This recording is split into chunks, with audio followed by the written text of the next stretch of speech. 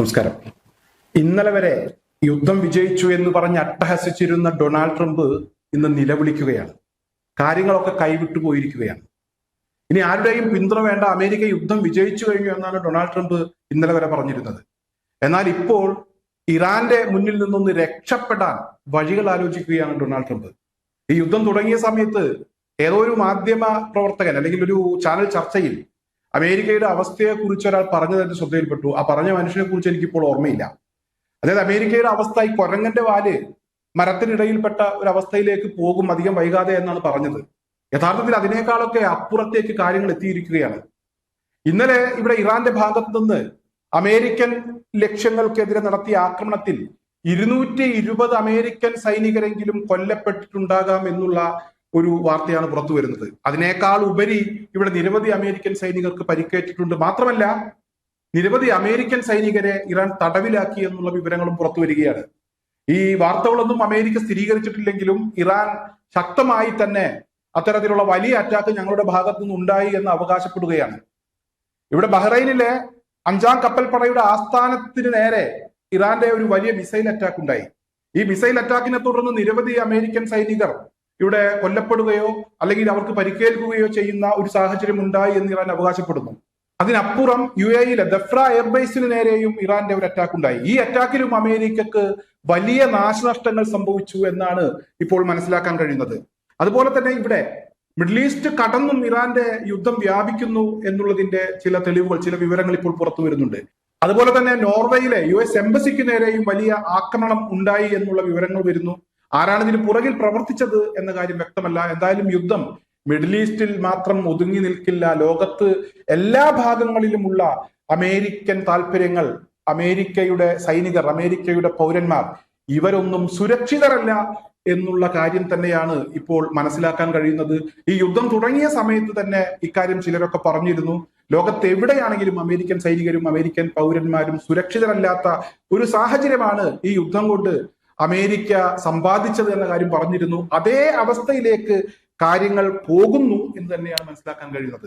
എന്തായാലും ഇവിടെ കഴിഞ്ഞ ദിവസം ഇറാനിലെ ടെഹ്റാനിലേക്ക് അമേരിക്കയും ഇസ്രായേലും സംയുക്തമായി നിരവധി ആക്രമണങ്ങൾ നടത്തിയിട്ടുണ്ട്. ഒരുപാട് ആളുകൾ കൊല്ലപ്പെട്ടിട്ടുണ്ട്. വലിയ നാശനഷ്ടങ്ങൾ ഇറാനകത്തുണ്ടായിട്ടുണ്ട്. എന്നാൽ അതേ രീതിയിൽ തന്നെ ഇറാൻ ഇവിടെ അമേരിക്കൻ താല്പര്യങ്ങൾക്ക് നേരെയും അതുപോലെ തന്നെ ഇസ്രായേലിനകത്തേക്കും വലിയ തിരിച്ചടികൾ നടത്തുകയാണ്. ഇസ്രായേലിനകത്തേക്ക് കഴിഞ്ഞ 24 മണിക്കൂറിനിടെ ഇറാൻ 12ഓളം ആക്രമണങ്ങൾ നടത്തി എന്നുള്ള വിവരങ്ങൾ ഇസ്രായേൽ തന്നെ സ്ഥിരീകരിച്ചിരിക്കുകയാണ്. ഹൈഫയിലെ ഓയിൽ റിഫൈനറിക്ക് വലിയ കേടുപാടുകൾ, വലിയ നഷ്ടങ്ങൾ സംഭവിച്ചു എന്നുള്ള വിവരവും ഇപ്പോൾ പുറത്തു വരുന്നുണ്ട്. എന്തായാലും ഇസ്രായേലിലെ പൗരന്മാർക്ക് ഇസ്രായേൽ സൈന്യം ഇപ്പോൾ ഒരു മുന്നറിയിപ്പ് കൊടുത്തിട്ടുണ്ട്. സാധാരണ രീതിയിൽ മിസൈൽ വരുന്നതിന് 10 മിനിറ്റ് മുമ്പാണ് മൊബൈലിൽ അലർട്ട് കൊടുത്തിരുന്നത്. അതുപോലെ തന്നെ 4-5 മിനിറ്റ് മുമ്പ് സൈറൺ മുഴങ്ങുന്ന സാഹചര്യം ഉണ്ടായിരുന്നു. എന്നാൽ ഇപ്പോൾ ഇവിടെ ഇസ്രായേൽ പൗരന്മാർക്ക് സൈന്യം കൊടുത്തിട്ടുള്ള മുന്നറിയിപ്പ്, ഇനി ഒരു അറിയിപ്പ് ഉണ്ടാകാനുള്ള സാധ്യതയില്ല. അതായത് മുന്നറിയിപ്പ് നൽകാവുന്ന ഒരു അവസ്ഥയിലല്ല. ഏതു നിമിഷവും മിസൈലുകൾ വന്നു വീഴാം, ഏതു നിമിഷവും ആക്രമണങ്ങൾ ഉണ്ടാകാം. അതുകൊണ്ട് ജനങ്ങൾ തന്നെ മുൻകരുതൽ സ്വീകരിക്കണം. കാര്യങ്ങൾ ഞങ്ങളുടെ കൈവിട്ടു പോയിരിക്കുന്നു എന്ന് ഇപ്പോൾ ഇസ്രായേൽ സൈന്യം ജനങ്ങളോട് പറയുന്ന അല്ലെങ്കിൽ പറയേണ്ട ഒരവസ്ഥയിലേക്ക് എത്തിയിരിക്കുകയാണ്. കാരണം ഇവിടെ ഇങ്ങനെ സംഭവിക്കാനുള്ള ഒരു കാരണം എന്ന് പറയുന്നത് ഇറാന്റെ പുതിയ ആയുധങ്ങൾ പുറത്തെടുത്തിരിക്കുന്നു എന്നുള്ളതാണ്.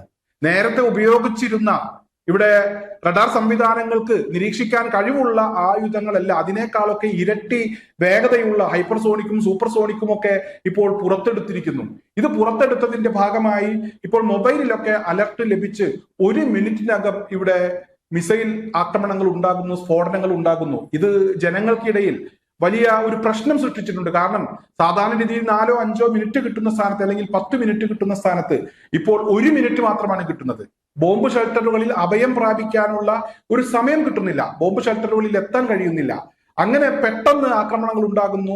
ഇത് ജനങ്ങൾക്കിടയിൽ വ്യാപകമായിട്ടുള്ള ഒരു ഭീതി ജനിപ്പിച്ചിരിക്കുന്നു. സമൂഹ മാധ്യമങ്ങളിൽ വലിയ ചർച്ചയായിരിക്കുന്നു. ഈ ചർച്ചയായ സാഹചര്യത്തിൽ ഇവിടെ ഇസ്രായേൽ സൈന്യം വളരെ കൃത്യമായി പറയുന്നു, ഇനി ഞങ്ങൾക്ക് മുന്നറിയിപ്പ് നൽകാൻ കഴിയില്ല. കാരണം ഇറാൻ വിക്ഷേപിക്കുന്ന മിസൈലുകൾ അത് 1000-1500 കിലോമീറ്റർ ഒക്കെ അപ്പുറത്ത് നിന്നാണ് വിക്ഷേപിക്കുന്നതെങ്കിൽ കൂടെ ഈ മിസൈലുകളുടെ വേഗത അത് വ്യത്യസ്തമാണ്. ഓരോ മിസൈലും ഓരോ രീതിയിലാണ് ഇവിടെ വന്നുകൊണ്ടിരിക്കുന്നത്. അതിന്റെ വേഗത നമുക്ക് അളക്കാൻ കഴിയുന്നില്ല. മാത്രമല്ല പശ്ചിമേഷ്യയിലെ ഏറ്റവും വലിയ റഡാർ സംവിധാനങ്ങൾ ഇറാൻ കഴിഞ്ഞ ദിവസം തകർത്തു എന്നുള്ള വാർത്തകൾ പുറത്തു വന്നിരുന്നു.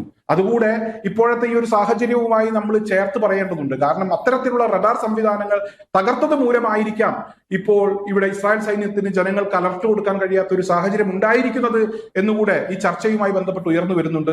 എന്തായാലും ഇസ്രായേലിനകത്ത് സാധാരണക്കാരായിട്ടുള്ള ജനങ്ങൾക്ക് കൃത്യമായിട്ടുള്ള അലർട്ട് കൊടുക്കാൻ കഴിയുന്നില്ല, മുന്നറിയിപ്പ് കൊടുക്കാൻ കഴിയുന്നില്ല. അതുകൊണ്ട് തന്നെ വ്യാപകമായിട്ടുള്ള ആക്രമണത്തിൽ, അതായത് 24 മണിക്കൂറിനിടെ 12 ആക്രമണങ്ങൾ ഉണ്ടായി.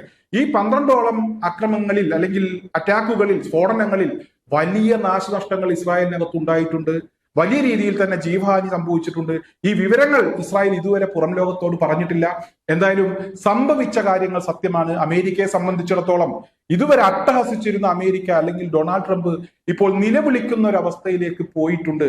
യുദ്ധം വിജയിച്ചു എന്ന് ആവർത്തിച്ചു പറഞ്ഞിരുന്ന അമേരിക്കയെ ഇറാൻ പരിഹസിക്കുന്ന ഒരവസ്ഥയിലേക്ക് കാര്യങ്ങൾ പോയിട്ടുണ്ട്. കഴിഞ്ഞ ദിവസം തന്നെ ഇറാന്റെ പ്രസിഡന്റ് മസൂദ് പെസഷ്കിയാൻ ഇവിടെ അമേരിക്കയുടെ പല പ്രതികരണത്തെയും അദ്ദേഹം പരിഹാസ രൂപേണയാണ് നോക്കിക്കണ്ടിരുന്നത്. എന്തായാലും മിഡിൽ ഈസ്റ്റിൽ ഉടനീളം ഗൾഫ് രാജ്യങ്ങളിലേക്കും ഇറാൻ ആക്രമണങ്ങൾ തുടർന്നുകൊണ്ടിരിക്കുകയാണ്. ഗൾഫ് രാജ്യങ്ങളെ ഇനി ആക്രമിക്കില്ല എന്ന് ഇറാൻ വ്യക്തമാക്കിയിരുന്നു. ഈ സമയത്ത് ട്രംപ് ഇവിടെ ഇറാനെ പ്രകോപിപ്പിക്കും വിധം ചില പ്രസ്താവനകൾ നടത്തിയിരുന്നു, ചില പ്രതികരണങ്ങൾ നടത്തിയിരുന്നു. ഞങ്ങൾ തുടർച്ചയായി ഇറാനെ ആക്രമിച്ചത് കൊണ്ടാണ് അയൽ രാജ്യങ്ങളോട് ഇറാന് ക്ഷമ പറയേണ്ടി വന്നത് എന്നായിരുന്നു ട്രംപിന്റെ പ്രതികരണം. എന്തായാലും ഗൾഫ് രാജ്യങ്ങളിലെ സിവിലിയന്മാരെ ഞങ്ങൾ ലക്ഷ്യം വെക്കില്ല, ജനവാസ മേഖലകളിലേക്ക് ആക്രമണങ്ങൾ ഉണ്ടാകില്ല, അമേരിക്കൻ താല്പര്യങ്ങളെ ഞങ്ങൾ തുടർച്ചയായി ആക്രമിക്കും എന്നുള്ള നിലപാടിലേക്ക് ഇറാൻ ഇപ്പോൾ തിരിച്ചു വന്നിരിക്കുന്നു. അല്ലെങ്കിൽ പറഞ്ഞതിലെ വ്യക്തതക്കുറവ് ഇറാൻ ഇപ്പോൾ അത് പൊതുസമൂഹത്തെ ബോധ്യപ്പെടുത്തിയിരിക്കുന്നു.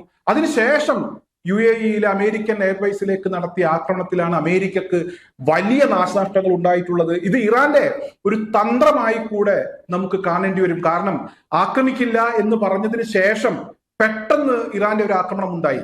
ഇവിടെ മിഡിൽ ഈസ്റ്റിലെ റഡാർ സംവിധാനങ്ങൾ നശിപ്പിച്ചതിന് ശേഷമാണ് ഇറാൻ ഇങ്ങനെ പറഞ്ഞത്. അതിനുശേഷം അമേരിക്കൻ സൈനികരൊക്കെ തിരിച്ചവരുടെ താവളങ്ങളിലേക്ക് തിരിച്ചെത്തിയ സമയത്ത് ഇറാൻ പെട്ടെന്ന് അമേരിക്കൻ ലക്ഷ്യങ്ങളിലേക്ക് അല്ലെങ്കിൽ അമേരിക്കൻ താല്പര്യങ്ങളിലേക്ക് ഒരു ആക്രമണം നടത്തി. ഇതിന്റെ ഭാഗമായിട്ടായിരിക്കാം അമേരിക്കക്ക് വലിയ നാശനഷ്ടങ്ങൾ ഉണ്ടായിട്ടുള്ളത്.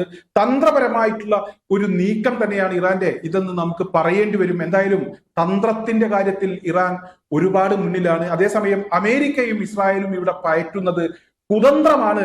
ഈ കുതന്ത്രത്തിനുമേൽ തന്ത്രം വിജയിക്കുന്ന കാഴ്ചയാണ് ഇപ്പോൾ നമുക്ക് കാണാൻ കഴിയുന്നത്.